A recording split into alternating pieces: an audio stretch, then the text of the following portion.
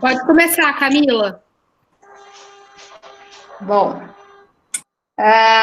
começamos tudo de novo ou evoluímos de onde paramos? Eu acho melhor começar de novo. De novo, né? Bom, tá bom. Bom, então estou trazendo hoje, pessoal, o caso de uma paciente do sexo feminino, 69 anos, natural do Paraná, residia em São Paulo já há mais de 40 anos, casada e aposentada. Ela, na admissão, trazia como questão principal uma parada de movimentos de mãos e pés de início a 2 dias, tá? Essa paciente deu entrada, então, no pronto-socorro de clínica médica do Hospital São Paulo em julho de 2015, referindo o quadro de parestesia de membros inferiores, acometendo os pés, as pernas até joelhos e também as mãos até o punho. Esse quadro de parestesia tinha iniciado no início daquele mesmo mês, associado ao surgimento de lesões eritematosas e violáceas nos membros inferiores. Essas lesões, então, eram elevadas e não dolorosas. Depois de uma semana do início desse quadro, ela evoluiu com um quadro de fraqueza e, a seguir, uma perda do movimento das mãos associada a uma melhora no quadro da parestesia. Então, ela melhora da parestesia e evoluiu com uma fraqueza nas mãos intensas. Depois de um tempo, o quadro progrediu em ascendência, evoluindo com essa paresia até os cotovelos, sendo pior do lado direito. Associado a isso, ela referia também uma artralgia nos punhos, cotovelos e ombros, nos joelhos e tornozelos. Quando ela viu que o quadro estava piorando, ela chegou a procurar outros pronto-atendimentos em São Paulo, só que ela acabava sendo medicada para o quadro de dor. Chegaram a tomografar ela, não viram sinais de AVC e ela era liberada. Então, diante desse quadro, ela procurou um reumatologista e foi esse reumatologista ambulatorial de um outro serviço que encaminhou ela para o pronto-socorro do Hospital São Paulo para que ela pudesse ser internada e fizesse a investigação do quadro, tá? Durante todo esse período, ela não tinha queixa de febre, ela referia a uma perda ponderal de cerca de 6 quilos num período de 2 meses, associada a uma redução de apetite e astenia. Não tinha quadro de linfonodomegalia e não tinha quaisquer outras queixas de trato respiratório, de trato geniturinário. Ela relatava na história fisiológica uma constipação intestinal, ela era constipada já há algum tempo, evacuava a cada 4 dias, um quadro novo de uma redução de diurese, mas que ela associava uma baixa ingesta hídrica, com uma urina mais escurecida, mas sem disúria ou hematúria macroscópica aparente. De antecedentes, essa paciente tinha um diagnóstico já de hipotireoidismo, em tratamento com levotiroxina, e trazia também um relato de um diagnóstico de uma hepatite C, diagnosticado durante uma consulta dermatológica em 2008, já trazia também informação que o genótipo era 1B, e como fator de risco para aquisição dessa infecção, o que tinha na história de positivo era uma cirurgia feita no ano de 75 e uma hemotransfusão em 85. O motivo dessa hemotransfusão eu não sei, não encontrei no prontuário. Como tratamento para essa hepatite C, ela já havia tentado o tratamento com interferon e ribavirina durante 3 meses na ocasião do diagnóstico, mas ela evoluiu com uma anemia grave e teve que interromper. Em 2012, houve uma nova tentativa com as mesmas medicações, mas também de uma maneira irregular, e aí eu já não sei relatar quanto tempo, devido a efeitos colaterais da medicação. Ela tinha um filho, não tinha histórico de abortamento, não tinha tabagismo e etilismo na história, e além da levotiroxina, ela usava zolpidem e a carbamazepina, que tinha sido prescrita por um neurologista por conta do quadro álgico que ela apresentava, que ela passou a apresentar.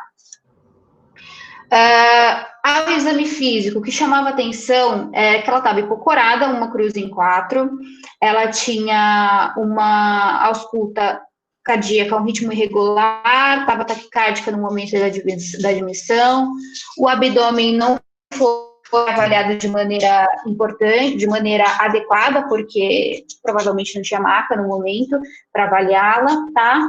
E de exame neurológico, ela trazia muitas alterações, tá? Ela não tinha alterações de pares cranianos, mas ela tinha pé caído bilateralmente, né, direita e esquerda, uma discreta hipotonia das porções distais, uma redução dos reflexos patelar e aquileu, e aí eu não tenho a graduação, só tenho o relato, e uma alteração tanto da sensibilidade superficial quanto profunda, com padrão de bota e luva.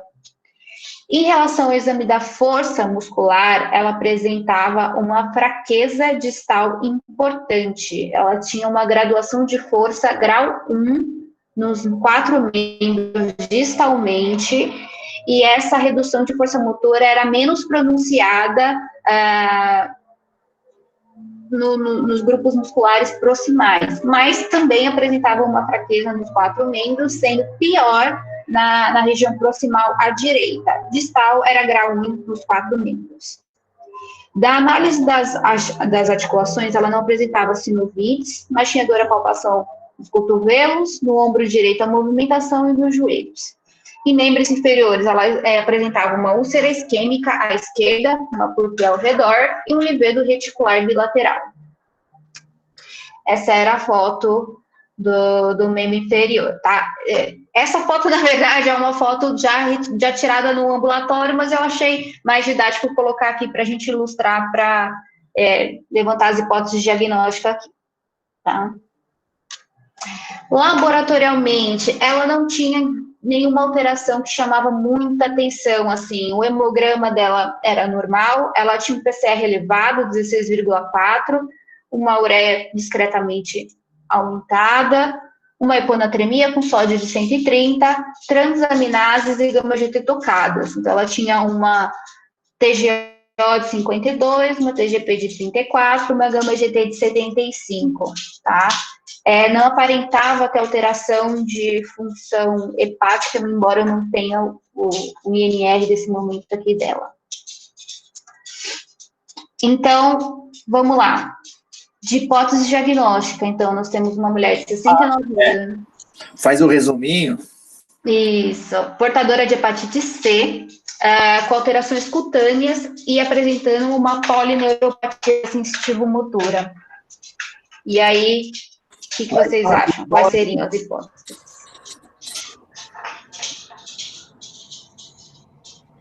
Professor Gama.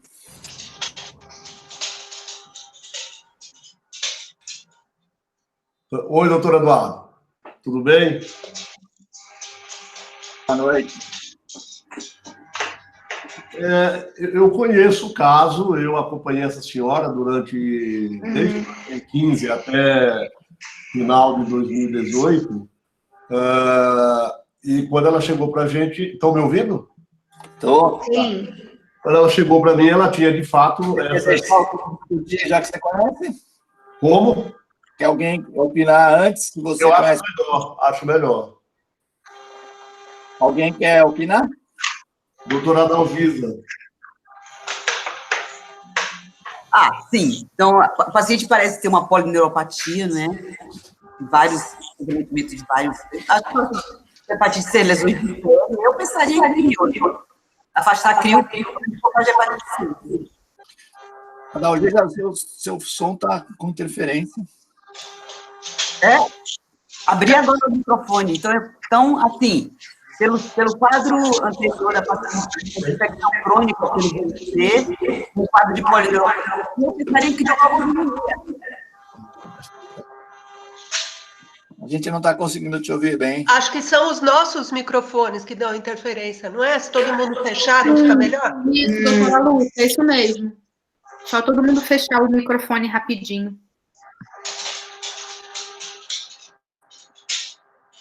Fala de novo, Adalgisa.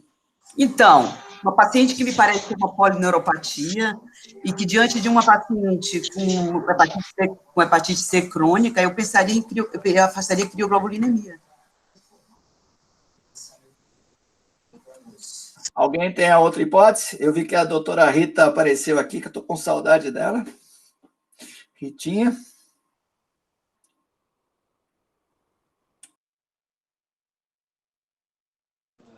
Oi, doutor. Boa noite. Boa noite, Rita. Desculpa a demora, tava... Você concorda com a doutora Dalgisa? Eu concordo. Uma paciente com hepatite C e evoluindo com lesões cutâneas, livedo, com úlcera, com paresia dos membros, a gente precisa pensar no pode sim, bem forte pensar na vasculite, uma vasculite associada à hepatite C fala muito a favor de crioglobulinemia. Foi isso que a gente viu, Gama? Sua hipótese foi essa? Sim, foi a dona Catarina, quando ela chegou para a gente, ela tinha um déficit motor e sensitivo dos 4 membros, ela era dependente de cuidadores, enfim, e mantinha um livedo reticular, né, muito exuberante. Eu tenho algumas fotos dela aqui no celular, uma úlcera isquêmica, e era exatamente isso. A hipótese diagnóstica era de uma vasculite crioglobulinêmica associada ao vírus C, e de uma forma de apresentação bastante grave, porque ela era absolutamente, né, tinha uma incapacidade funcional muito grande, e o curso natural da evolução também não foi muito bom. Então, é exatamente isso. E aí, Camaela, é isso que nós pensamos? Sim, foi por aí mesmo que investigou, na verdade, porque ela leu o livro, né? Ela fez várias manifestações que realmente sugeriam a hipótese de AVC que levantaram nas outras ocasiões se torna cada vez mais improvável, né, diante de todas essas alterações que a gente tem, e a hipótese diagnóstica no momento da internação foi da vasculite crioglobulinêmica secundária ao vírus C, tá? Essa paciente, então, foi internada na enfermaria da reumatologia, tá? Foi solicitada a dosagem de complemento total, C2, fator reumatoide, ANCA, dosagem das crioglobulinas, sorologias gerais, a carga viral do vírus C, dosagem de vitamina B12 como diagnóstico diferencial, né? Alguém está com o microfone ligado, eu só não estou conseguindo escutar muito. Melhorou. Foi iniciado também corticoterapia em dose imunossupressora para essa paciente, solicitada a avaliação da infecto para avaliação da possibilidade de tratamento desse vírus C, né? Então, de exames laboratoriais, além daqueles que eu já apresentei que ela tinha no momento do pronto-socorro, na admissão, ela apresentou somente sorologia reagente para vírus C, né? Hepatite B, HIV, sífilis não reagente, a dosagem de hormônios tiroidianos e vitamina B12 normal, e ela apresentava uma IgG um pouco baixa, com uma IgM acima do limite superior da normalidade, uma IgA normal. Foi dosado o fator reumatoide, então, que veio num título alto, né, 1 para 10.240, crioglobulina positiva, ANCA negativo, dosagem de C2 e complemento total indetectáveis, e o C3, 107. Na urina 1, ela não tinha proteinúria, nem na urina de 24 horas, né, mas ela tinha um positivo eritrócitos com presença de dismorfismo eritrocitário. Na eletroforese de proteínas não tinha pico monoclonal e ela tinha essa úlcera em membro inferior esquerdo infectada, cuja cultura resultou no Staphylococcus aureus oxaere, tá? Foi biopsiada essa úlcera, tá? Que veio com esse laudo de uma trombose focal no vaso capilar da derme papilar e uma eritrodiapedese. Foi feita também, durante essa internação, uma eletroneuromiografia que confirmou que se tratava de uma mononeurite múltipla, né, confluente, e um ultrassom de abdômen que mostrava um fígado aparentemente normal. Ele tinha um tamanho normal, textura homogênea e contornos regulares, né? Não, pelo menos nesse momento, não apresentava ser um fígado cirrótico no ultrassom. Durante a internação, então, foi realizada uma pulsoterapia com dexametasona depois dado seguimento com manutenção com prednisona na dose de 50 miligramas. Foi prescrito rituximab para ela, feito uma infusão por 4 semanas, e ela também realizou 4 sessões de plasmaférese durante a internação. No momento da alta, que foi cerca de um mês depois, ela evoluiu com uma melhora da desestesia e da tetraparesia, deambulava com ajuda nesse momento, e ao exame neurológico ela apresentava um reflexo braquial e patelar 2 cruzes em 4, aqui eu tenho a graduação, antes eu não tinha, porém um reflexo aquileiro estilo radial, né, ausentes bilateralmente. Ela apresenta uma discreta melhora da força muscular distal, né, chegando no membro superior esquerdo, grau 3, antes grau 2, né, e uma melhora também da força muscular proximal, principalmente no membro superior direito, que apresentava-se bem pior no momento da admissão. Ela tinha uma redução do livedo reticular e, depois do tratamento com antibiótico terapia, ela já tinha melhorado da lesão ulcerada no membro inferior esquerdo.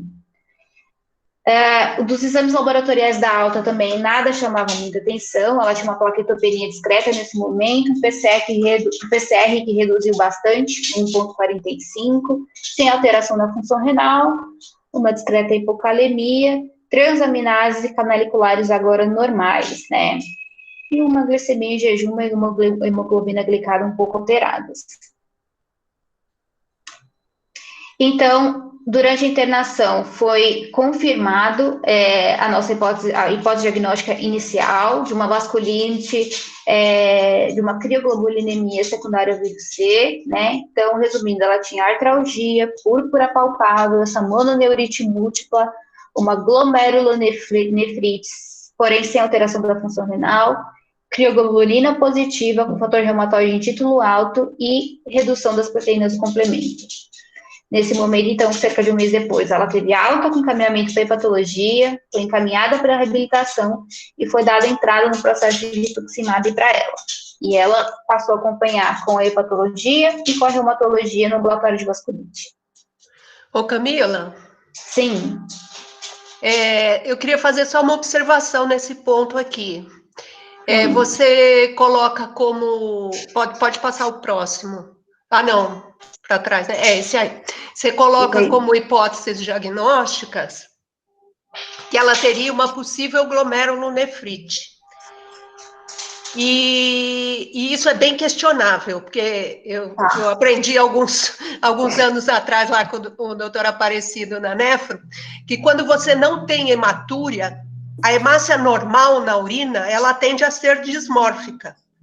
Então, o fato dela ter dismorfismo eritrocitário, 2 cruzes, sem proteinúria, sem hematúria e sem alteração de função renal, né, não te permitem fazer o diagnóstico de glomerulonefrite.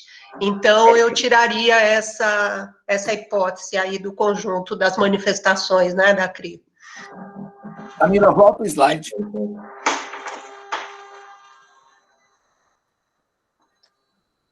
Né? Não é um sedimento urinário ativo.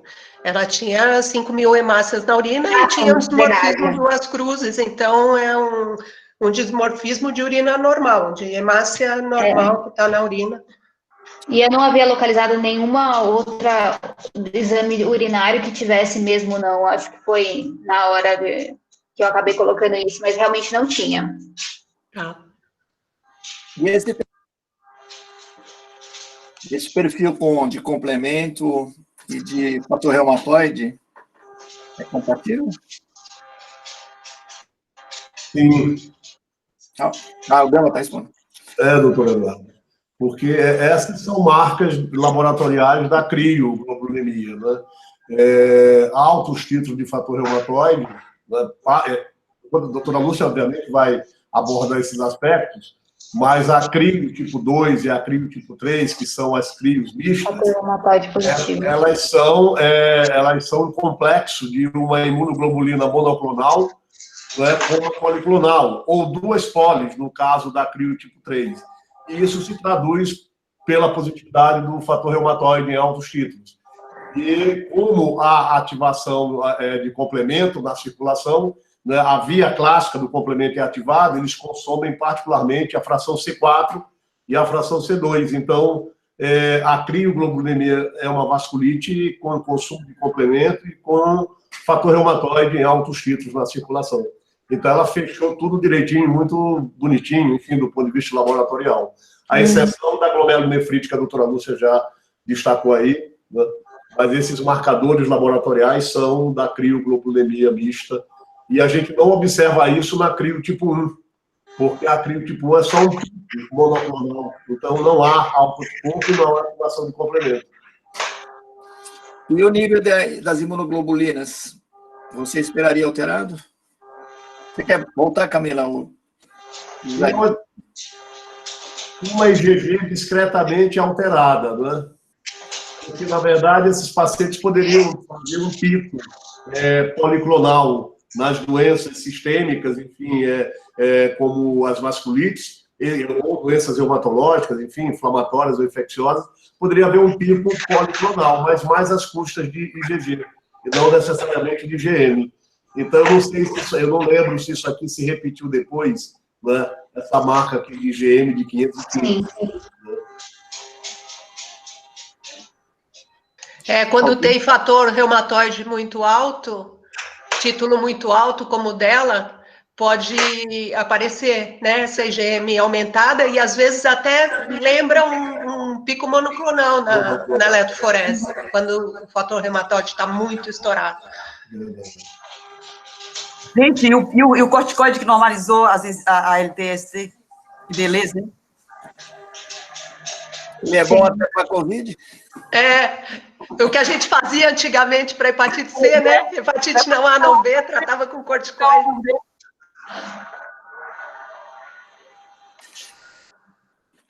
Alguém quer mais fazer algum comentário? Doutora Elze, que está me aparecendo aqui.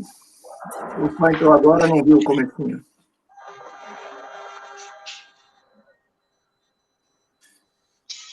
Acho que a Elze não me ouviu. Ela não ligou o som dela.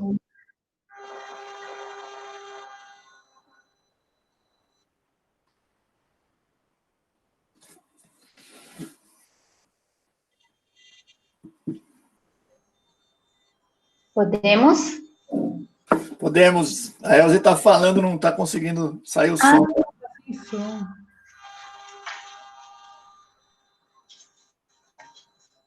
Oi, Elze.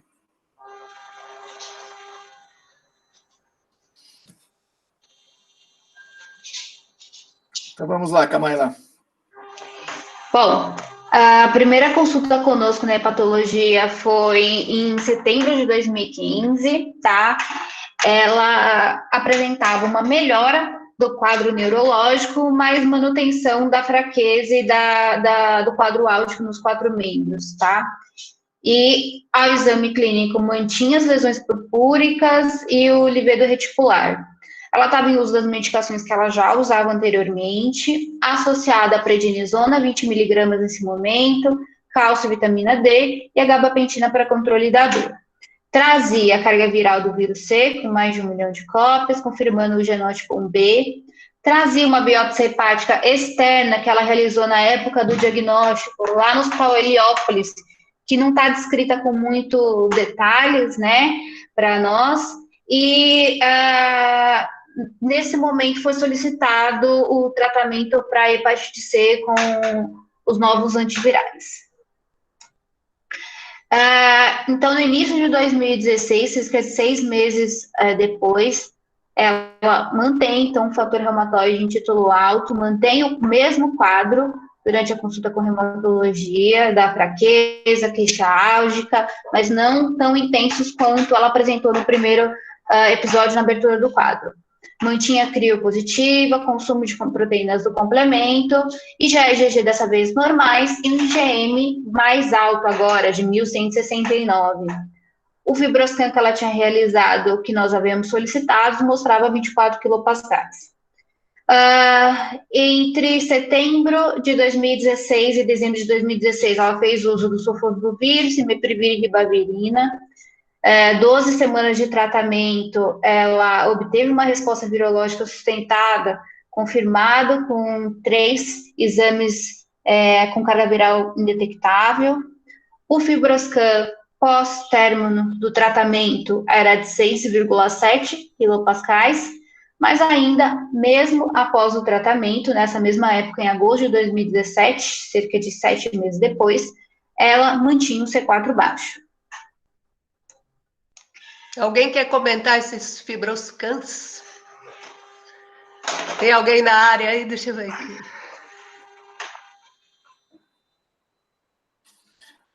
Algum fazedor de fibroscan aí?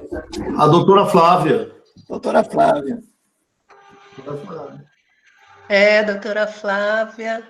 Doutora Amélia. Aí? Doutora Flávia, que tem que mais. Oi. Oi, Gama.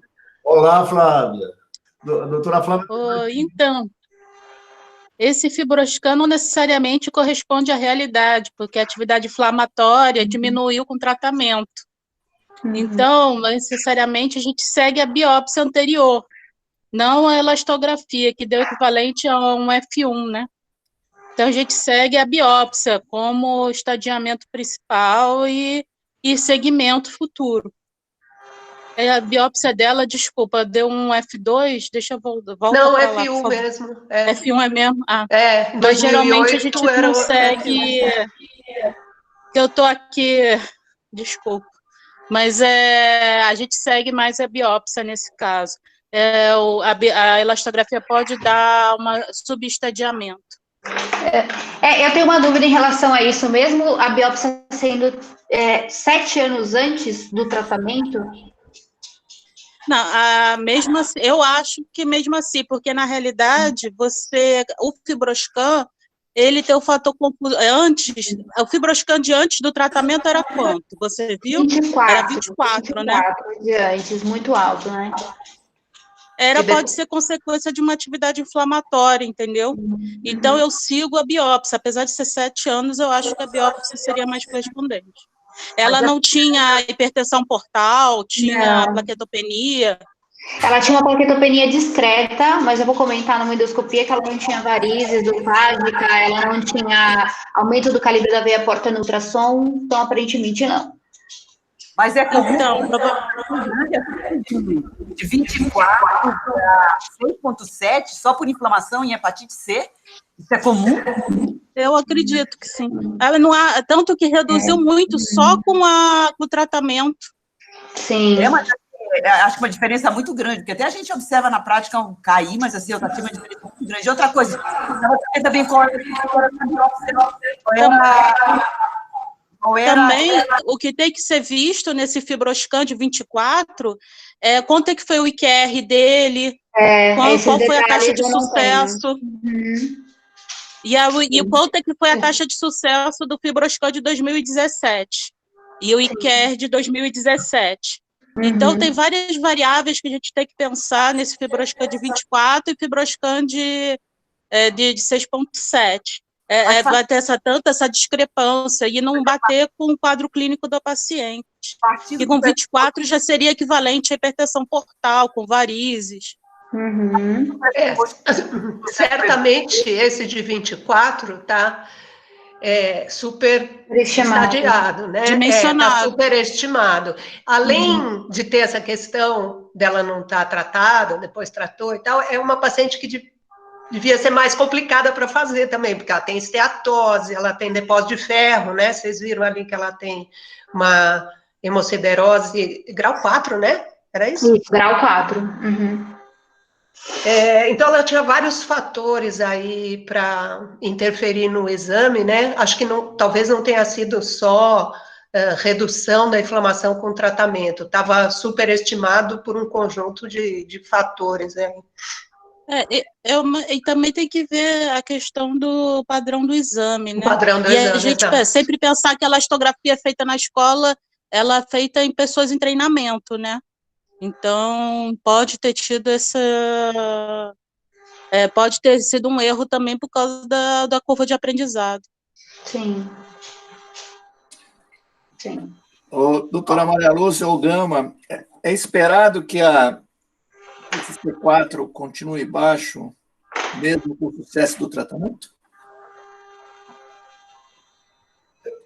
Doutora Lúcia, acho que doutora Pode Lúcia falar, Gama. Não, tranquilo. doutora Lúcia vai responder com mais propriedade do que eu, né? Mas, de fato, a gente sabe que alguns pacientes, né, com crioglobulinemia mista do vírus C, eles permanecem, né, com crio a despeito do tratamento curativo do vírus C, né?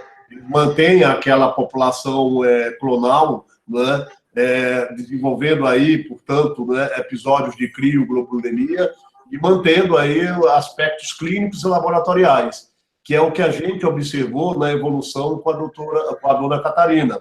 A despeito de tratar e preencher critérios de RVS, né, ela fez alguns episódios, ela manteve alguns episódios, recrudesceu episódios clínicos de crioglobulinemia, né?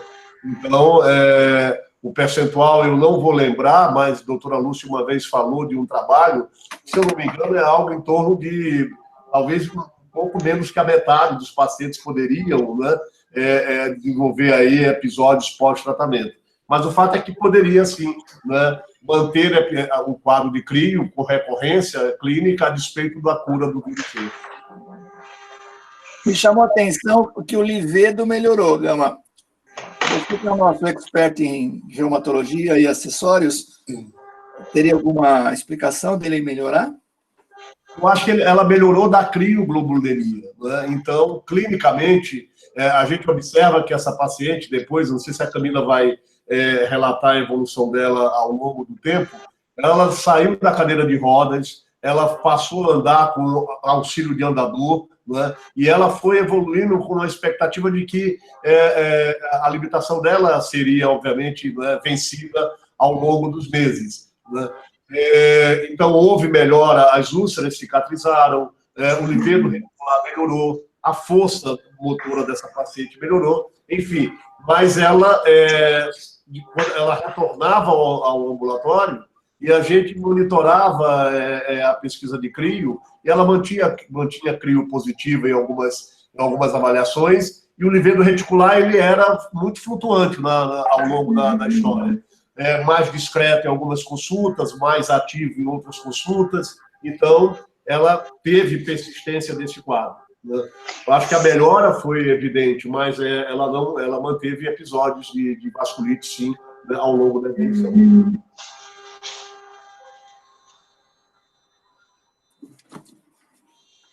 Vamos lá, Camila.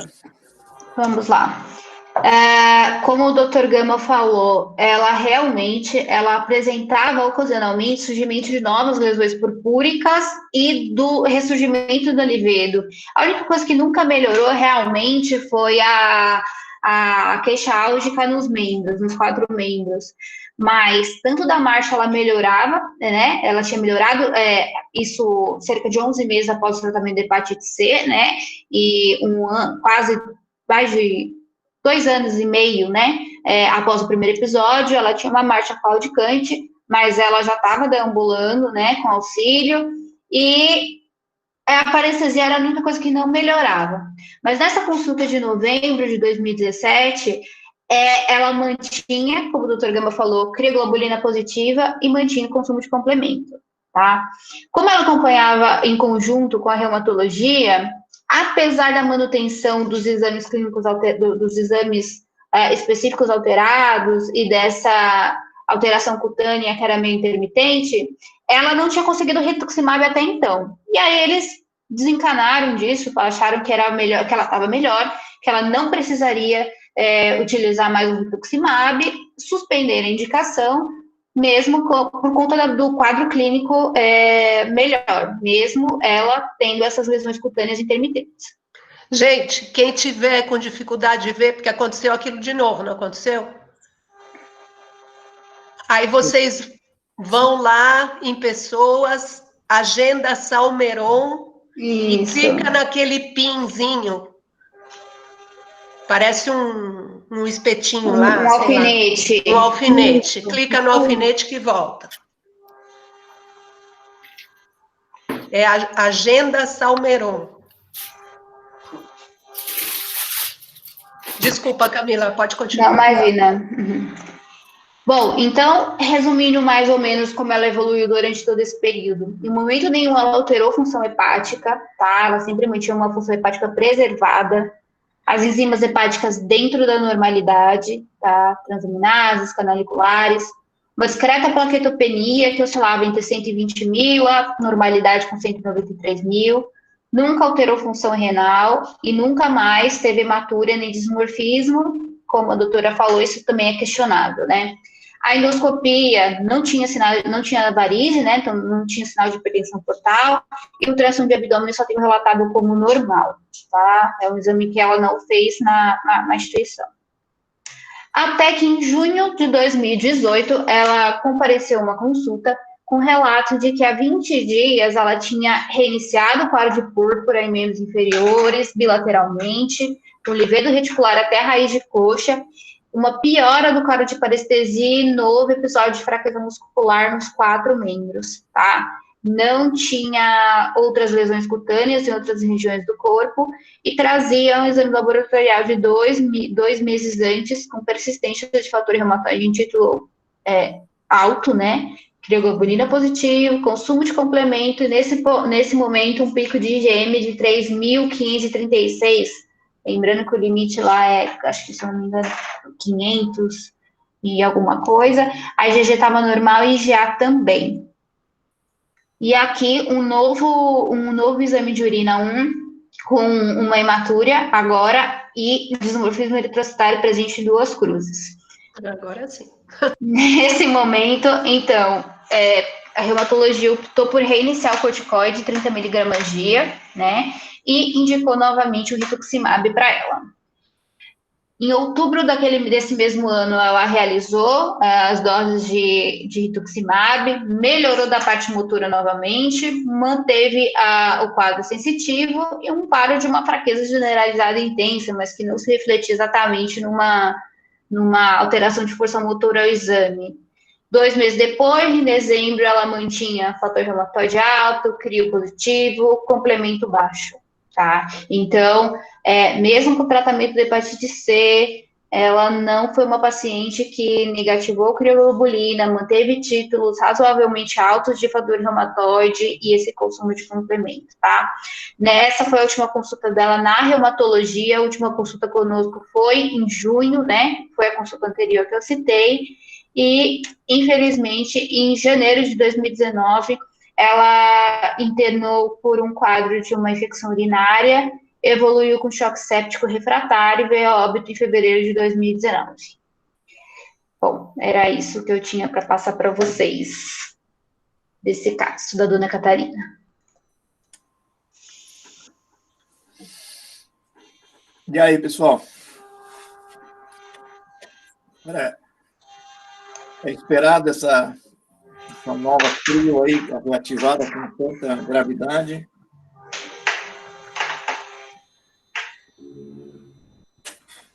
Doutora Lúcia? Bom, eu acho que ela teve uma recidiva aí importante, né, das manifestações da crioglobulinemia, manifestações cutâneas, neurológicas, acho que agora a gente pode falar em um acometimento renal mesmo, né, então ela teve todo o conjunto aí de manifestações sistêmicas da crio, e esses pacientes, eles em geral vêm a óbito por causa de infecção mesmo, né, eu acho que a causa mortes dela deve ter sido o processo infeccioso que ela desenvolveu, né, paciente que se manteve aí imunossuprimida também, em uso de imunobiológico muito tempo, uma paciente já idosa, com todas essas complicações. Infelizmente, a despeito da resposta ao tratamento da hepatite C, ela evoluiu para óbito. E, Lúcia, qual a experiência de vocês em relação a crio e hepatite C? Porque você tem muitos casos. Como é que é, de modo geral, a evolução pós-RPS? Então, eu vou falar um pouquinho isso, assim, de literatura, mas não é o único caso, não, que a gente viu com esse tipo de evolução, de que você cura a hepatite C e não cura as manifestações clínicas da CRIO, né?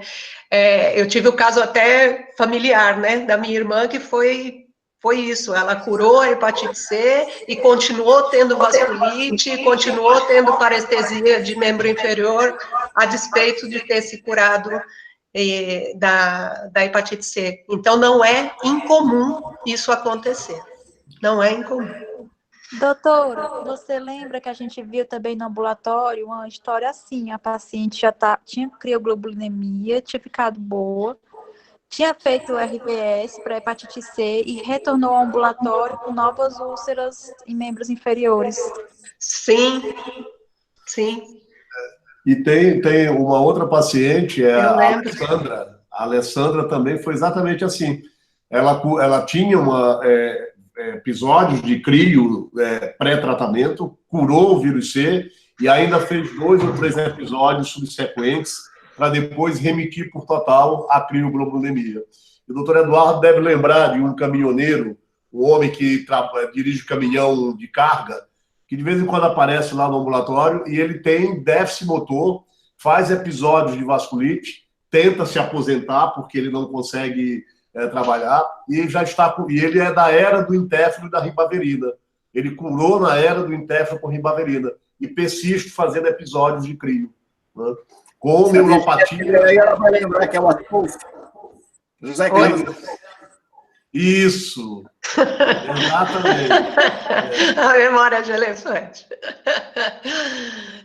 Então, você vê, assim, rapidamente a gente lembrou de vários casos, né? Antes, quando havia vida, a Ivonete e eu estávamos fazendo o ambulatório de RVS, que não tem coisa mais chata do que ficar acompanhando essas RVS de 6 em 6 meses para fazer ultrassom e alfa-fetoproteína, né? É totalmente sem graça e tudo. Então, a gente tinha até combinado de reavaliar crio, porque a maior parte dos pacientes nossos, em algum momento, fez crio antes do tratamento, porque fazia parte lá dos exames que tinha que pedir antes do tratamento. E a gente ia começar a pedir agora até para ver a persistência laboratorial da crio, né, que é mais frequente do que a persistência da sintomatologia clínica. Mas aí tudo mudou, um dia a gente volta e acompanha. A dificuldade maior nas crios, né, Mary, é a qualidade do exame. A qualidade do exame. Exatamente. Tem muito problema metodológico, vou falar um pouquinho para vocês também sobre isso. E aí, pessoal, vamos fazer mais perguntas para a professora Maria Lúcia ou vamos esperar a aula dela? Vamos, não é bem aula, vamos apresentando e conversando, pode ser uma coisa assim mais interativa. Tá bom, vamos lá. Cadê Bom, essa diquinha para orientar aí? Eu vou tentar, hein?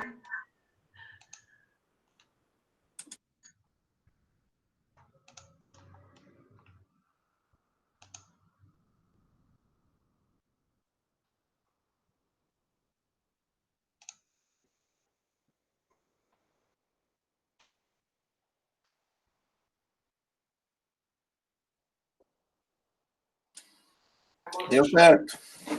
Vocês estão vendo a aula? Sim, aqui está tudo certo. É mesmo? E por que eu não estou vendo? Eu acho que agora é só abrir a sua apresentação, doutora, que a gente já está vendo tudo. Isso, abriu. Então, peraí. Abriu? Estão vendo? Sim. Tá, então vou pôr a tela inteira aqui. Isso, tá indo. Tá. Então, essa conversa aqui, na verdade, não é exatamente só sobre crio, né? É a respeito do impacto do tratamento da hepatite C sobre as manifestações extrahepáticas do vírus C. O que acontece depois do tratamento, né? Então, a gente sabe que a hepatite C é uma doença sistêmica, hoje em dia ela é considerada assim, né? Não é uma doença hepática só, que afeta múltiplos órgãos e sistemas do organismo, e vocês estão vendo aí a quantidade de coisas que a hepatite C pode envolver, né? Alterações imunológicas, neurológicas, cardiocirculatórias, respiratórias, urinárias, digestivas, enfim, uma série de coisas que caracterizam a infecção como uma doença sistêmica. E por ser uma doença sistêmica, então a gente tem que conhecer bem e entender as manifestações extrahepáticas que a doença pode causar, né? Então, a maior parte das manifestações extrahepáticas está relacionada com essa fisiopatologia aqui, né?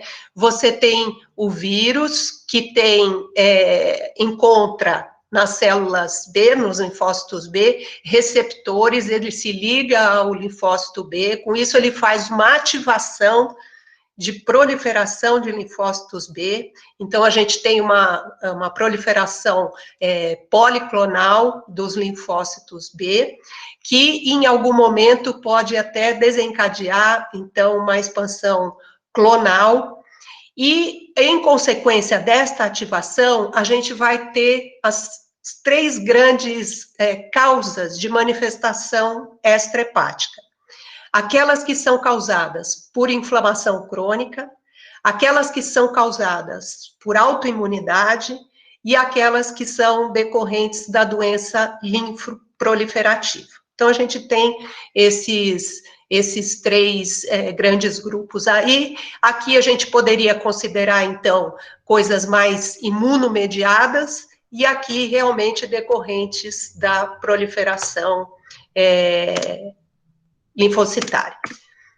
Então, os 3 mecanismos, e então quando a gente vai falar de manifestações extrahepáticas do ponto de vista clínico, fica mais didático se a gente dividir assim, né?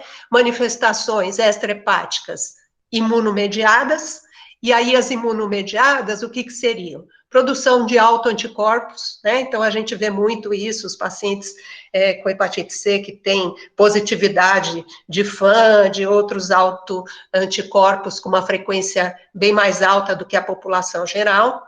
A crioglobulinemia mista, que é o que a gente está falando aqui agora, né?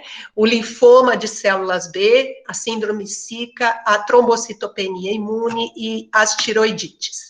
E a gente tem aquelas que são mediadas por inflamação, que aí é um outro grupo, né? Então, é uma doença que causa uma inflamação crônica, recrutamento de citocinas, alterações inflamatórias importantes, e dentro desse espectro, a gente pode colocar estas outras manifestações extrahepáticas.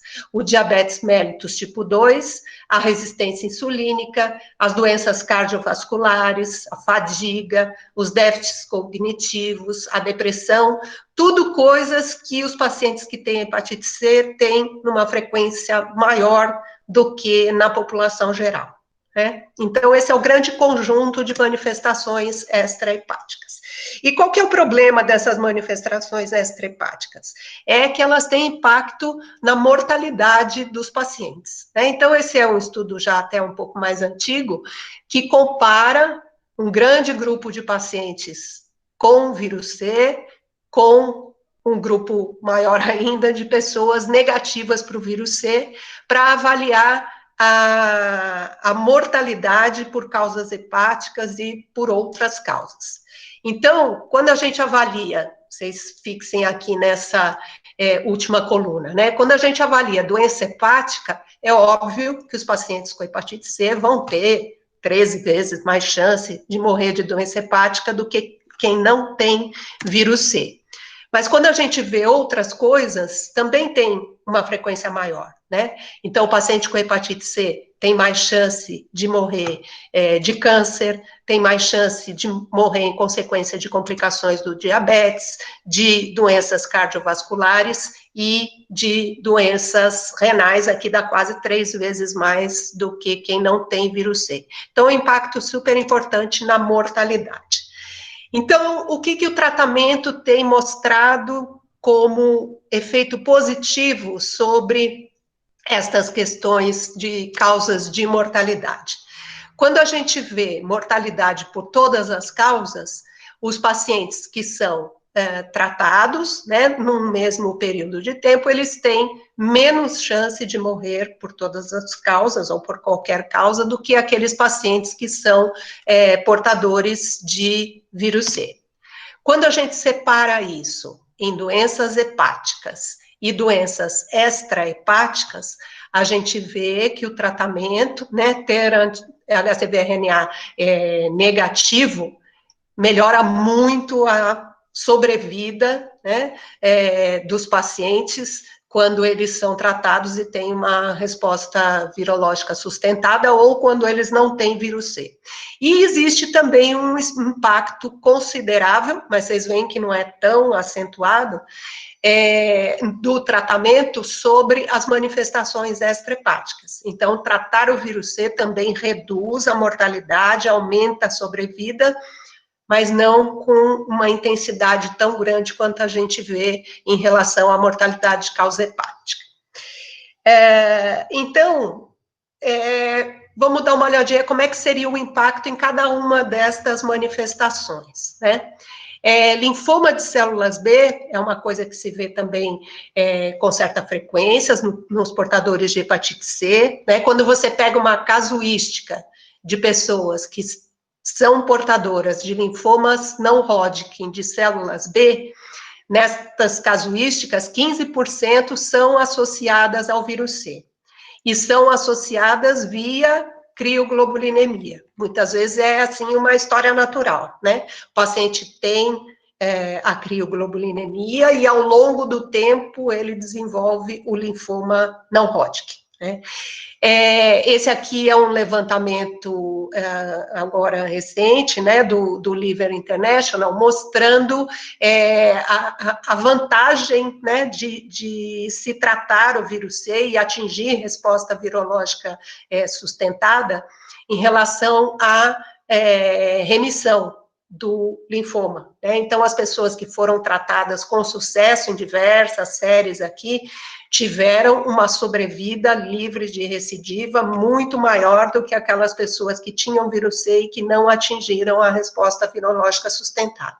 Então, claramente, o tratamento traz um benefício importante em relação aos linfomas. Uma coisa que eu achei interessante é esse trabalho aqui, que mostra que a gente sempre fica nessa dúvida, né? No ambulatório sempre se questiona, será que vale a pena tratar agora, tá com linfoma, vai fazer QT?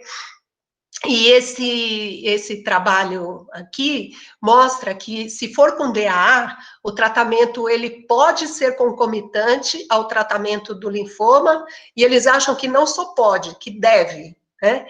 Que, inclusive, é uma análise com um grupo controle histórico, então não é, assim, aquele super trabalho do ponto de vista metodológico, mas quem recebeu DAA junto com a quimioterapia teve até melhor tolerância à quimioterapia do que um grupo histórico que fez só quimioterapia separada. Então, eles recomendam que, se você tiver um linfoma e precisar tratar a hepatite C, faça junto. Não precisa esperar a quimio para depois tratar. E nesse trabalho, 100% dos pacientes tiveram RVS. Então, com DAA funciona super bem e melhora a tolerância à quimio. Sobre as doenças cardiovasculares, também tem um impacto positivo, né?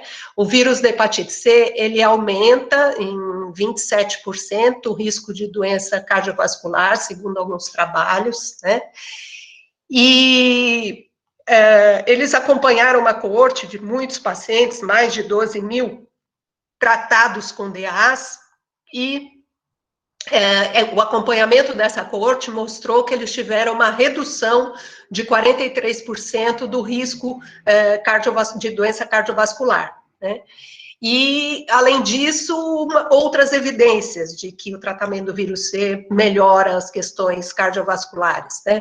Demonstra-se redução de aterosclerose das carótidas após o tratamento, né? com avaliação direta das carótidas. Então, tem uma série de evidências que realmente tem um benefício em relação à doença cardiovascular. Vírus C e doença cardiovascular tem um caminho grande, né, de alterações que podem levar à aterosclerose e às complicações por doença cardiovascular, né, quer seja AVC, quer seja doenças cardíacas ou arteriopatia. Então, em decorrência do vírus C, você tem mais aumento do percentual de pacientes diabéticos, mais resistência insulínica, a história da inflamação crônica, né, com liberação de citocinas pró-inflamatórias, além da possibilidade de presença de crioglobulinas, mecanismos de estresse oxidativos aqui interrogados, uma série de coisas que acaba levando a um aumento, né, da aterosclerose, da possibilidade de doença cardiovascular, e a hora que o DAA vem, ele erradicando o vírus C, ele pode melhorar todo esse conjunto de coisas, né? E isso realmente também é demonstrado. Então, aqui a probabilidade de sobrevida livre de doença cardiovascular, né? E comparando os pacientes não tratados com os pacientes tratados com resposta, então, mostrando que aumenta realmente a sobrevida livre de doença cardiovascular, quando você trata o vírus C, comparando com pessoas não tratadas. Em relação ao impacto do tratamento sobre o diabetes, a gente também sabe que o vírus C está relacionado a maior prevalência e também maior incidência, aqui está incidência de diabetes. O tratamento com DAA melhora a glicemia de jejum, a hemoglobina glicada, reduz a necessidade de uso de medicações, então tudo isso já foi demonstrado na literatura, né? E já foi demonstrado também essa história da incidência, né? Pacientes com RVS, com os DAs, também acompanhando estas coortes, se viu que você reduzia em quase 20% a incidência de diabetes mellitus, então, mostrando outro benefício do tratamento, né? E agora, por fim, a história do nosso caso de hoje, né? Que é o impacto do tratamento sobre a crioglobulinemia e as suas manifestações. Então, só lembrando um pouquinho, né, o Gama já nos relembrou essa história, que crioglobulinemia você tem de 3 tipos, a tipo 1, a tipo 2 e a tipo 3.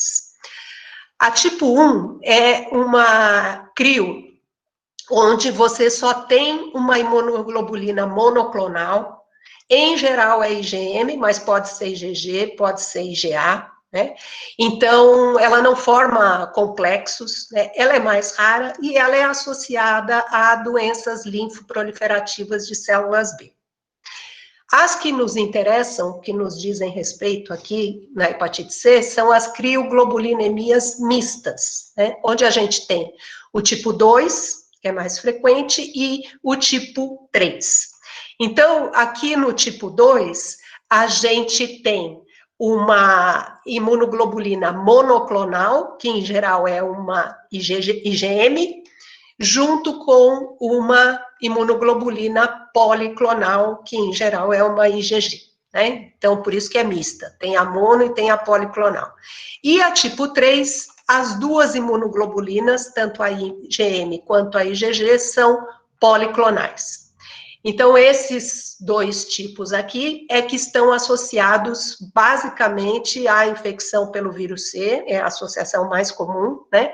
Mas pode também estar presente em outras doenças autoimunes, em doenças linfoproliferativas de células B, e até a hepatite B pode também estar presente.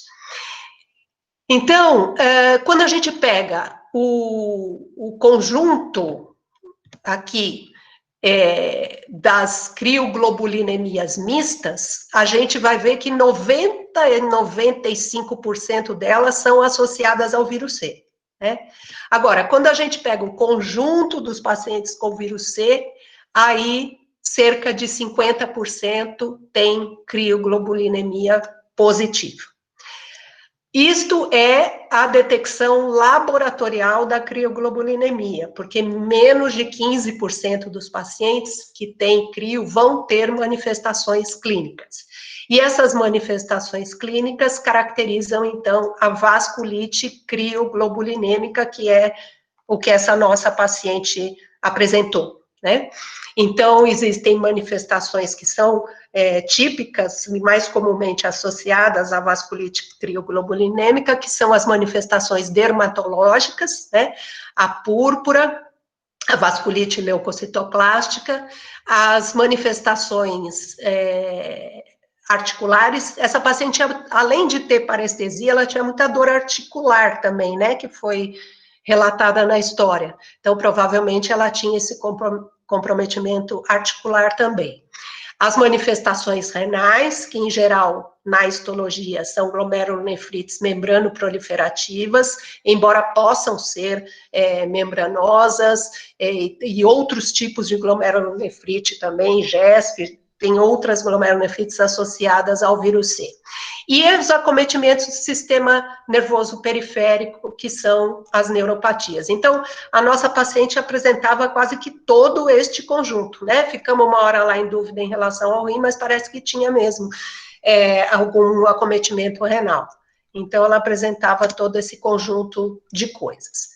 Esse aqui é um trabalho que a gente fez junto com a Reumato, talvez alguns se lembrem lá que a Mariana ia sempre lá na quarta-feira, entrevistar as pacientes e convidar depois para fazer a coleta de crio, e o que ela viu é que a prevalência de crio nos nossos pacientes com vírus C foi de 48%, então vocês veem que a literatura fala em torno de 50%, né?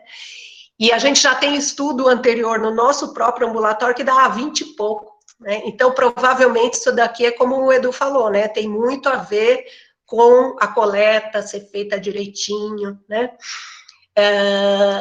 A prevalência de vasculite crioglobulinêmica nesses pacientes que ela acompanhou foi 10%, então bem dentro também da literatura, e os achados clínicos mais comuns foram alterações neurológicas e cutâneas. É possível até que essa paciente aí tenha entrado no trabalho. E aí ela fez uma análise para avaliar o que tinha relação com o desenvolvimento da vasculite crioglobulinêmica nos pacientes HCV positivos, né? Então, o que esses pacientes tinham de diferente dos que eram crio positivo, mas não tinham vasculite, eram os níveis de C4, né, que eram mais baixos, e os pacientes com doença hepática mais avançada, né? Essa paciente até não, né? Ela tinha uma doença que parece ser leve, né? Naquela primeira biópsia, depois no último fibroscan que ela fez, não tinha grandes sinais de hepatopatia, mas no trabalho da Mariana ela achou relação com doença mais avançada. Então, o que está acontecendo nesses pacientes que desenvolvem crio? Você tem uma estimulação crônica, né, então, dos linfócitos pelo vírus C, a gente viu lá que tem receptores específicos, o vírus gruda lá e faz uma expansão clonal de linfócitos B, e aí você pode, então, começar a produzir IgM contra IgG, aí que aparece, então, o fator reumatoide, né, que o fator reumatoide é uma IgM versus IgG. E aí isso forma complexos, esses complexos têm como características se depositar com o frio, né? E esses imunocomplexos aqui vão acabar se depositando na parede dos pequenos vasos, né? E através de receptores de C1q, nas células endoteliais, então ele vai depositando esse monte de imunocomplexo. Isso ativa a cascata do complemento, então nós vimos que é uma vasculite com consumo de complemento, e vai dando uma reação inflamatória no endotélio vascular, e isso caracteriza a vasculite crioglobulinêmica, né? Então, é um grande complexo que tem o antígeno do vírus, uma IgG específica contra o vírus, uma IgM monoclonal, quando é desse tipo, né, de IgM e IgG, e aí essa ligação com o vaso e todas as alterações que acontecem aí. E aí, isso que o Edu estava falando, né, muitas vezes a gente acha que a crio é negativa, porque ela tem muito problema de coleta, muita variação pré-analítica, né? Então, se a gente tem uma suspeita clínica forte, a gente nunca deve se contentar com uma determinação de crio que seja negativa, né? E ver se as coisas foram feitas direitinho, né? Então, tem que pré-aquecer a 37 todo o material de coleta, daí vai colher o sangue em tubo seco, esse tubo seco tem que ser mantido aquecido, aí vai retrair o coágulo, mantendo o tubo aquecido a 37, né? Então, em geral, fica em cima de bancada, vai para a geladeira, não colheu com tubo aquecido, né? Depois, quando for centrifugar, tem que ser caçapa pré-aquecida a 37, é super detalhado isso aqui, difícil, né, da maior parte dos laboratórios fazerem direitinho. Aí, fraciona o soro, e aí é que coloca em refrigeração a 4 graus. E depois de 4 a 7 dias, aí dá para ver o crio precipitado, né? Eu lembro direitinho de uma paciente que a gente teve, era interconsulta até, e foi na época do Natal, e não tinha quem visse isso, e a gente achava que era crio, e o material já tinha ido lá para reumato, e não tinha ninguém na reumato. Eu sei que a gente abriu a geladeira e viu o soro com o crio precipitado, deu para fazer o diagnóstico, mas aí com esse crio você pode fazer várias coisas, né? Ver a quantidade. Então, tem uns tubinhos que é igual do hematócrito, é o criócrito, né? Dessa paciente aí, ela devia ter muita crio, né? Porque vocês viram que a IgM dela foi aumentando e a crio foi tendo manifestações importantes.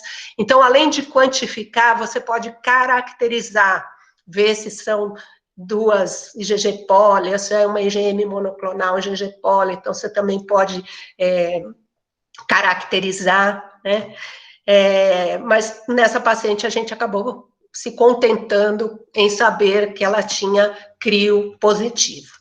Essas aqui são as imagens de pele, né, de pacientes que andaram lá pelo nosso ambulatório, volta e meia a gente vê essas lesões, geralmente de membro inferior, abaixo do joelho, mas muitas vezes essa, por exemplo, aí tinha livedo até raiz de coxa, né, às vezes as lesões são mais extensas.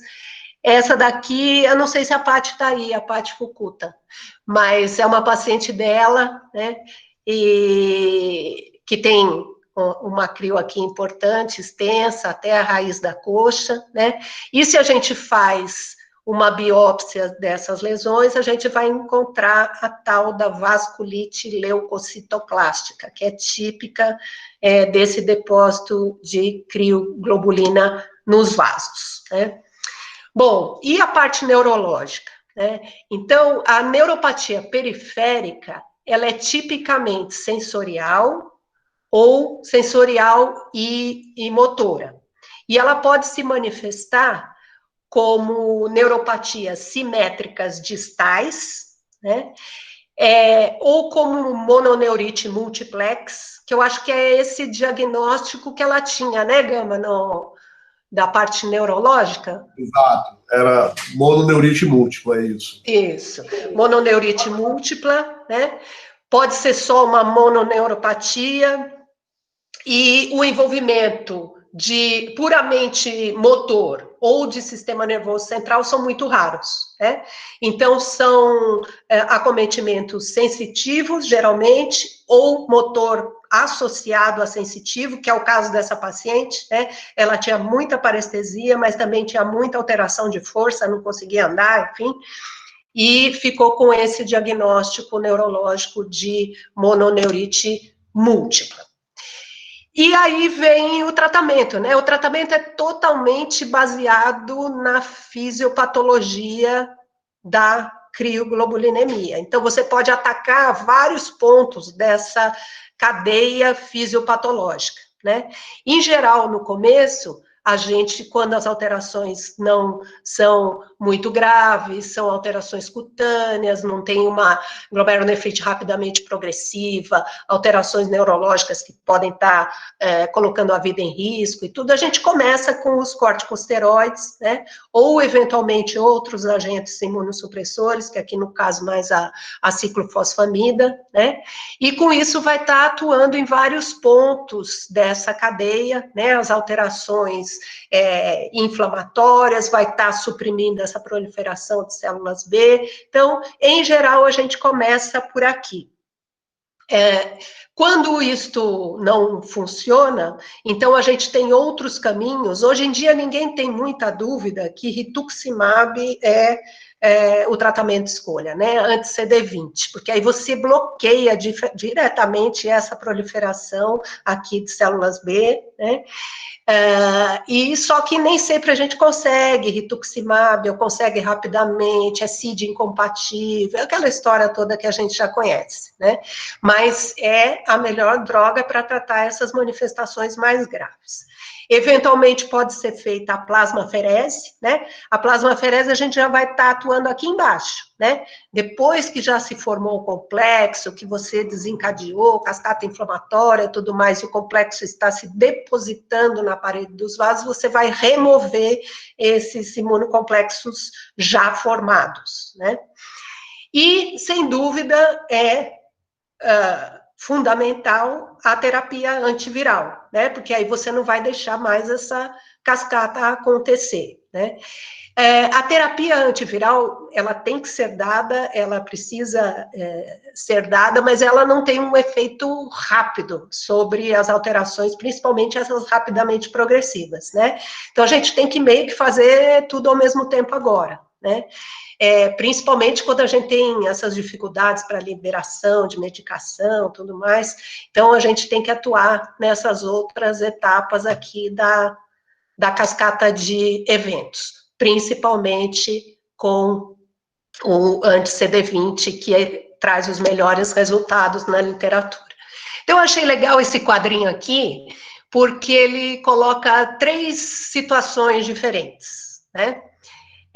Uma que é a que a gente está vendo. Tudo bem, o paciente tem clínica, e essa clínica pode ser um monte de coisas que nós já vimos, né? E aí ela tem no soro a crioglobulinemia mista, o fator reumatoide positivo, o CD4 baixo. Se a gente fizer uma biópsia, vai encontrar vasculite leucocitoclástica nos vasos e vai ter uma expansão de células B. Então, aqui está tudo certo, é uma vasculite com crio. Mas tem situações diferentes, né? Então, tem a situação onde a gente só tem a crio, mas a gente não tem a manifestação clínica. E isso é mais comum, nós vimos, né? Só 10, 15% é que vão ter manifestação clínica. Então, isso pode ser uma condição pré-clínica, que pode ter ou não ter fator reumatoide CD4 baixo. Então, é sempre interessante, se você encontrou a crio, não se contentar só com, tem crio, né? Fazer um fator reumatoide, ver se está positivo, fazer um CD4 e ver se ele está consumido. Se essas coisas estiverem acontecendo, é possível que esteja em desenvolvimento uma manifestação clínica da crioglobulinemia, né? Se por acaso você detectou essa crio no outro contexto, não em alguém que você já sabe que tem vírus C, tem que ir atrás do vírus, né? Vírus C, ou vírus B, ou alterações autoimunes, ou hematológicas, né? Teve outro dia até que alguém fez um levantamento lá no ambulatório, que era uma situação assim, né? O paciente tem crio, e não era crio de vírus C, no que nós temos que pensar, né? E aí, esses pacientes têm que ser monitorados sem tratamento, você não vai tratar uma crio laboratorial, né? E aí tem o outro lado da história, que é paciente que tem uma sintomatologia clínica muito sugestiva, né? Então, tem púrpura palpável de membro inferior, tem uma alteração renal, tudo, e você pesquisa a crio e ela dá negativa. Então, o paciente só tem vasculite, não tem crio detectável. Isso daqui é o que a gente estava comentando, repete, né?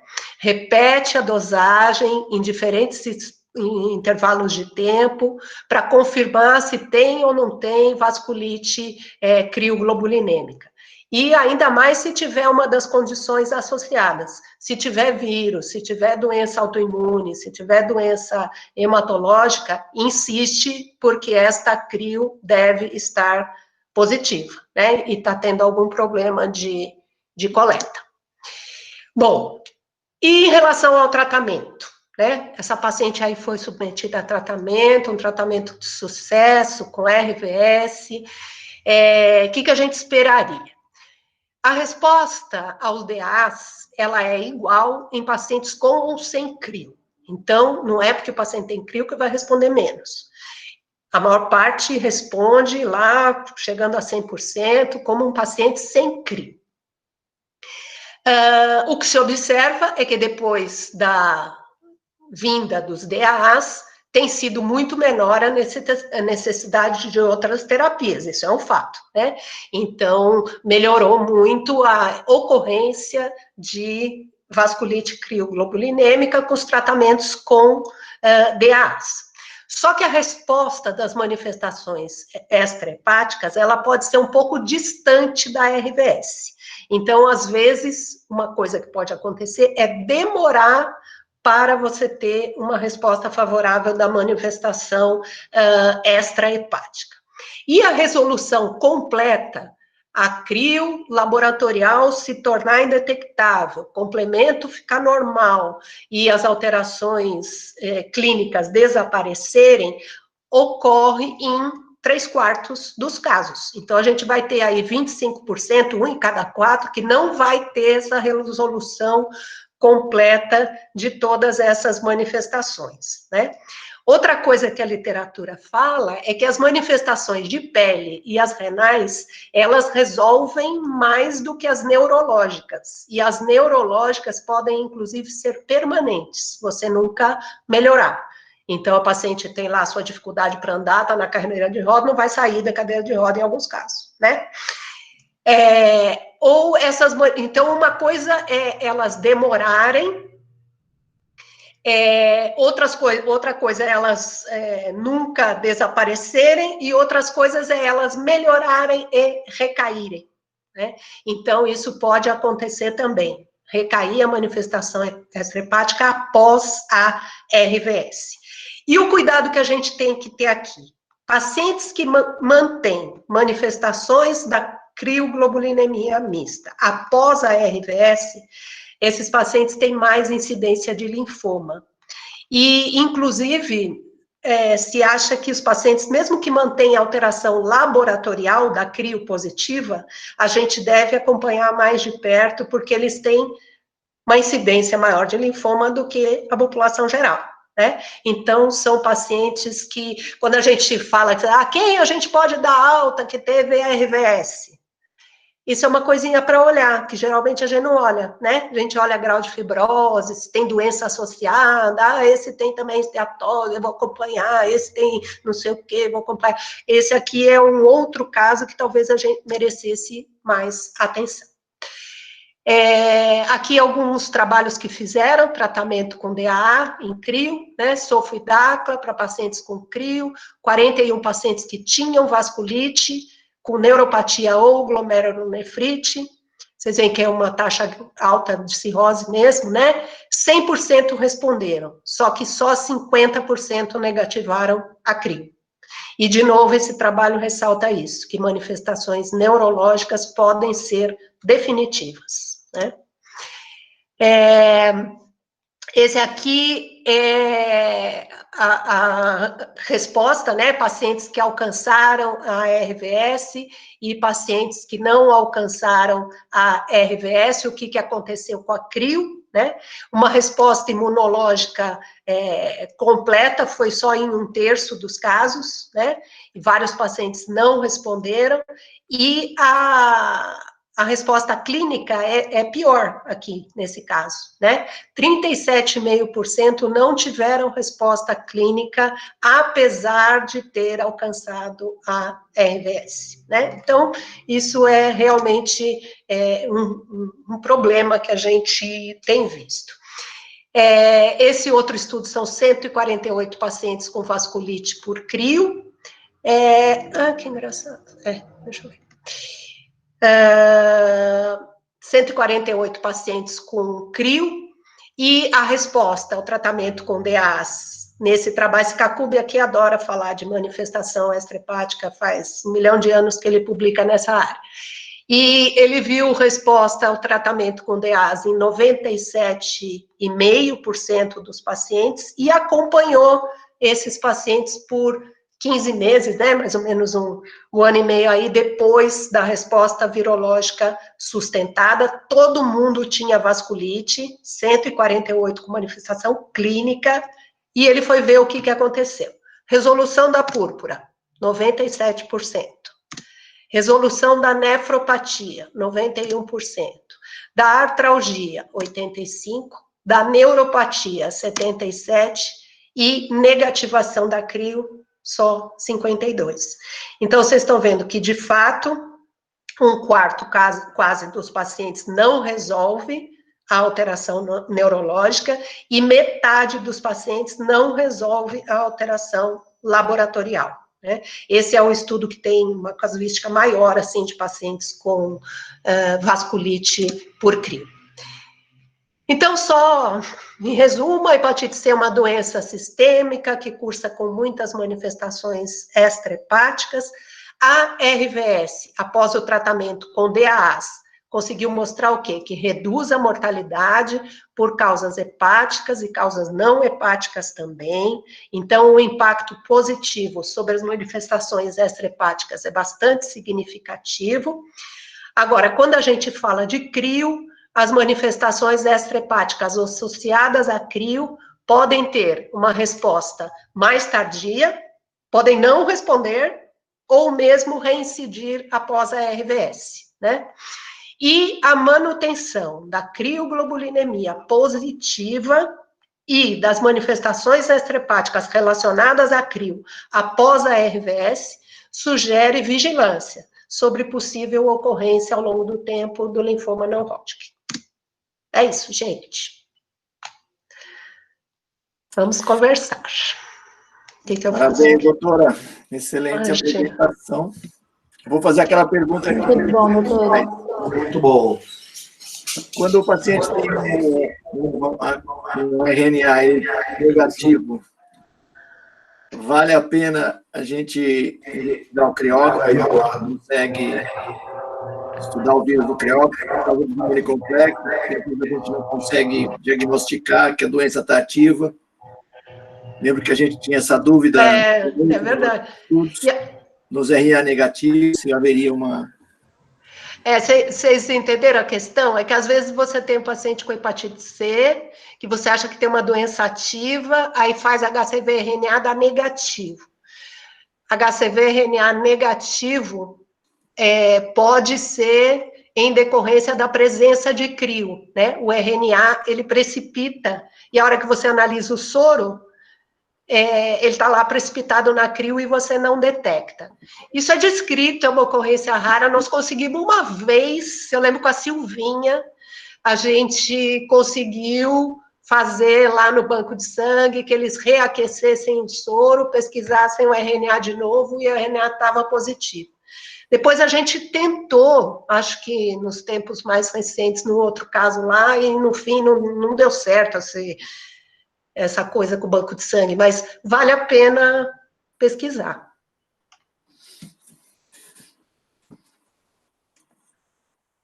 E aí, pessoal, gostaram da Mais alguma discussão? Vamos aproveitar a doutora Maria Lúcia Gama. Discussão excelente, sem nenhuma possibilidade de dúvidas, que foi muito clara, foi muito objetiva. Aquela questão que eu acho, na verdade, 50% mantém crio positiva, mas não necessariamente com manifestações clínicas, né? Isso. O pior cenário, assim, é a não negativação da crio laboratorial, que fica 50%. Você tem razão no que você falou, que os primeiros trabalhos, uns que tinham pouquinhos casos, falavam que a resolução das manifestações clínicas era super incomum também. Mas agora, com esses acompanhamentos maiores, casuística maior, o que a gente está vendo é isso, que o que menos acontece é negativar a crio no laboratório. Tá. E as clínicas melhoram, né? Cutânea bastante, a renal bastante, e a neuro é sempre um problema. Tá. E a respeito do linfoma não Hodgkin, doutora Lúcia, na verdade, a história natural da crio pode ser um desfecho para o linfoma, não é isso? Isso, isso. Em geral, tem essa passagem, né? São linfomas que um dia eram só crioglobulinemia, e depois uma expansão clonal, e aí o linfoma. Perfeito. Lúcia, tem alguma coisa sobre... Opa, desculpa. Que mecanismo que desencadeia que a doença fique ativa? Qual será o mecanismo, depois que ele tirou o vírus, qual seria o mecanismo fisiopatológico da manutenção desse estímulo sobre o linfócito? Então, aí é um clone que sozinho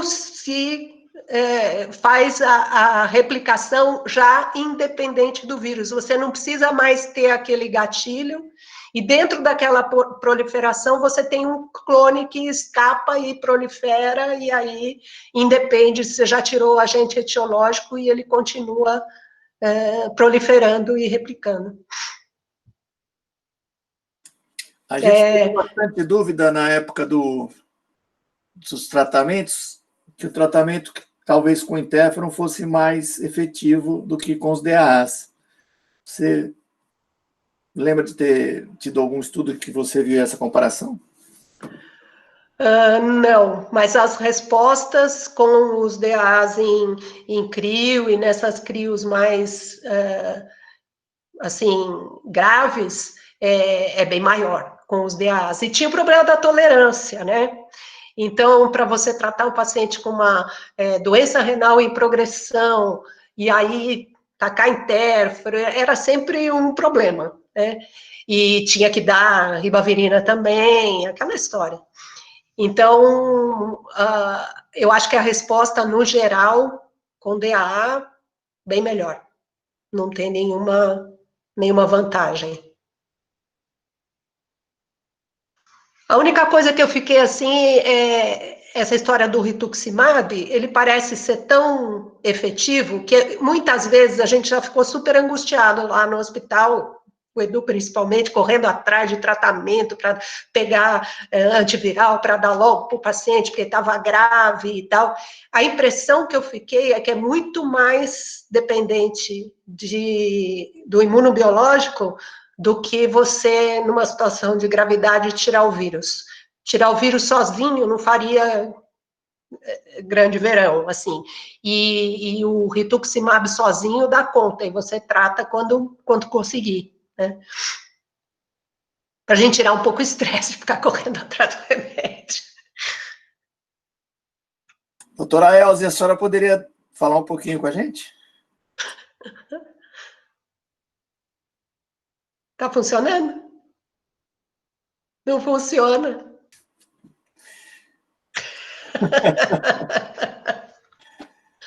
Gente, quem gostaria mais de falar, fazer alguma pergunta? Lúcia, Oi.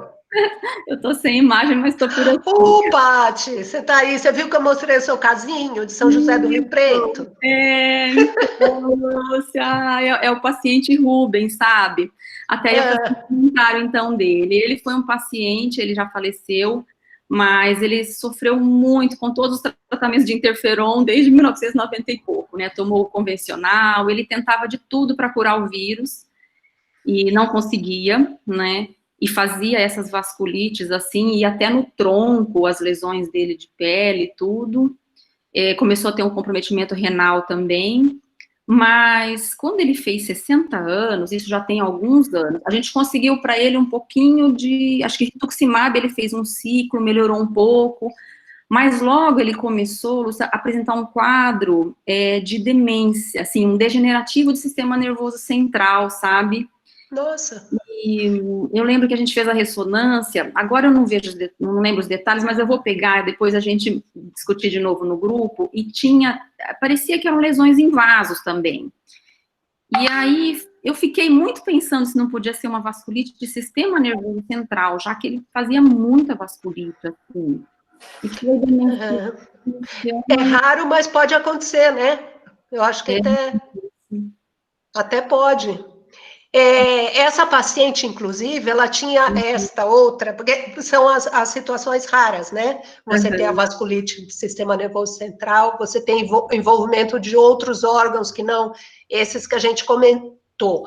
Mas existe também alteração pulmonar, né? E essa paciente aí desenvolveu ao longo do tempo uma insuficiência respiratória, vinha queixando, então também pode ser um acometimento pulmonar da crio, que não é comum, mas pode acontecer também, né? Então, parecido, né? Ele degenerou até morrer, sabe? Acabou ficando como, assim, Alzheimer, mas eu sempre fiquei com a pulguinha atrás da orelha, se não era, que ele fazia muita vasculite. E aí ele não conseguiu. E você teve outros que você tratou com rituximab, né? Com a gente. Aí também, lembra aquela paciente, a Deuseni, foi a primeira. Isso, essa que eu me lembro. Ai, ela me segue no Instagram, ela é tão boa assim. Ela manda mensagem, que nunca vai esquecer da gente, é tão bonitinha, né? Tá ótima, Lúcia, ela tá ótima. A Deuseni, gente, ela tinha uma úlcera aberta, assim, supramalhar. Sofria 5 anos com essa úlcera, né? Professora, ficava em pé, então aquele sofrimento. E foi o primeiro rituximab da escola, né? Isso. Cheguei aí, acho que foi a Cris de Manaus, que passou o caso para eu continuar, aí a gente pediu rituximab, é isso mesmo. A Cris está aí, acho que tá, ou estava. A Cris estava aí. Oi, Paty. Que legal saber notícia. E esses dias ela me escreveu no Instagram, Cris, de novo, sabe? E ela falou. Que legal. Bem legal, né? E nós tivemos, só para finalizar aqui meu comentário, Lúcia, um outro caso aqui, ele até hoje acompanha na gata, que é o Aníbal. E ele fazia vasculite de ficar também sem movimentos nas pernas, igual esse caso, ele parava de andar. E um abdômen agudo em tábua. Resumindo, depois de muito pensar, nós fechamos um diagnóstico clínico, ele fazia vasculite de peritônio, só melhorava com a plasmaférese, a gente internava, o abdômen dele ficava em tábua, gente, eu atendi ele várias vezes, chamava cirurgia, na primeira vez eu chamei a cirurgia, fiquei apavorada, né, falei, meu Deus, está acontecendo. Cirurgia veio, avaliou, fizemos exames de imagem, tudo, e, olha, é clínico, fazia plasmaferese, pronto, abdômen melhorava e ele voltava a andar. Aí depois a gente conseguiu para ele um rituximab, ele melhorou bastante, e deve estar tratando agora, não sei mais o vírus C com DA, daí eu não sei mais o seu Aníbal, vou perguntar para os residentes depois. Que coisa. Em cada caso, né? Manifestações múltiplas aí, interessante. Muito bom. Mas legal. Obrigada, Lúcia, de mostrar a foto do seu Rubens ali. Imagina, obrigada a você. Ai, querido, nunca vou esquecer. A Fernanda está no grupo para tentar montar um quadrinho maior de pessoas, para a gente fazer aquela foto que nós tentamos fazer semana passada. Oi, doutora, a extensão que permite fazer esse quadrinho não está funcionando. Por isso que eu estava conseguindo quando a gente entrou. Eu consigo ver no máximo 16 pessoas no quadrinho agora. A doutora Lúcia, a doutora Melinha e a doutora Elza estão aparecendo para mim. Poxa, Fernanda. Será que a doutora... Eu vou fazer com as 16, velho. Será que a doutora Eunice vai dar um jeito nisso? Sandroves. Doutora Eunice consegue? Não consigo, porque a Fernanda é a administradora, né? Tem que ser quem está... Mas é só tirar foto, é só tirar uma foto da tela. Para a janelinha de todo mundo. Isso. Não, só dá 16 para mim também. Para mim dá 9. Aí tem esse... Ó, já deu erro aqui no meu, tá vendo? Será que você precisa chamar para você? Deixa eu colocar aqui.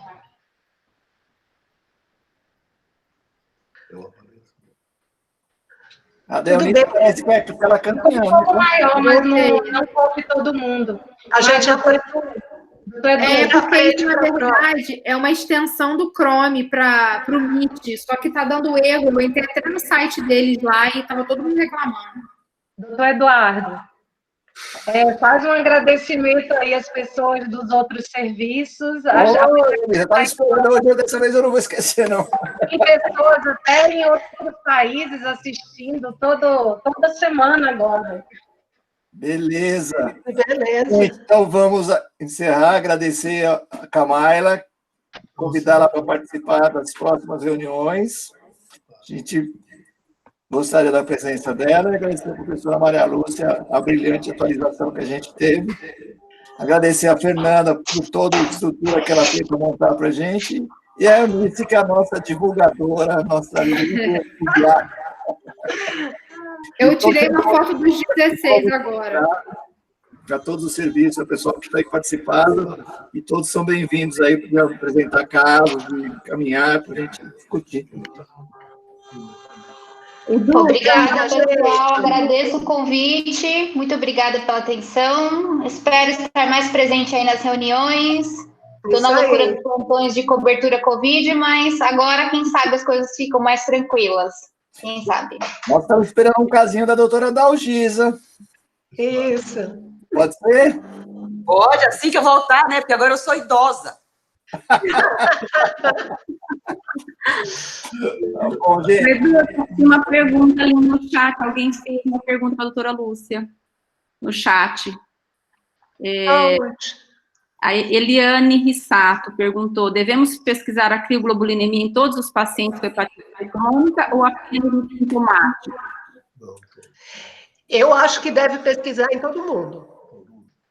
Eu acho que deve pesquisar em todo mundo, sendo positiva, faz um fator reumatóide, faz uma dosagem de complemento, e se tiver tudo ok, só acompanha aí.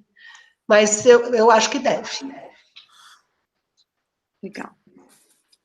Com certeza.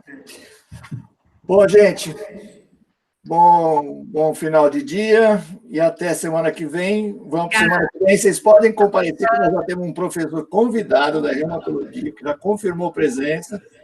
Nós vamos apresentar um caso bem legal, tá bom? Que legal. Tá bom, gente? Boa noite. Não esqueçam para poder gravar. Tchau. Vou interromper a gravação agora. Tchau, obrigada. Tchau.